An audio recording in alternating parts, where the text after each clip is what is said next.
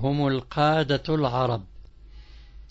لكل قائد عربي وزنه في الكرامة وأسلوبه في دعم الفلسطينيين، وأفضلهم على الإطلاق ثلاثة لشهامتهم وشجاعتهم وزعامتهم. هذه القناة تخصص لكل واحد منهم حلقة كاملة، تابعوا معنا.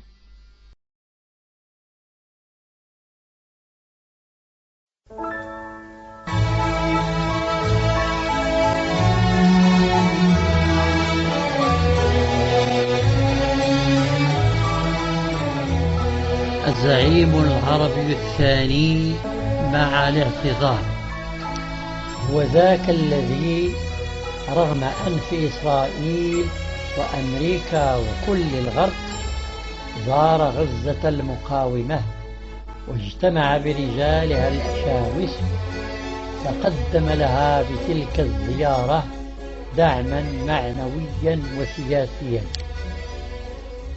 هذا الزعيم هو المعروف برفضه رفضا قاطعا تهجير الفلسطينيين عن مأواهم وسكناهم وغزاهم.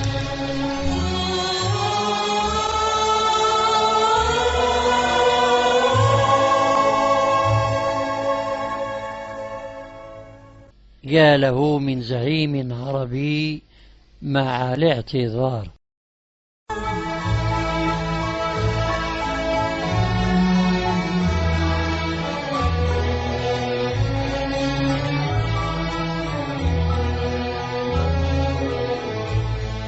الزمن الحقيقي للبطولة.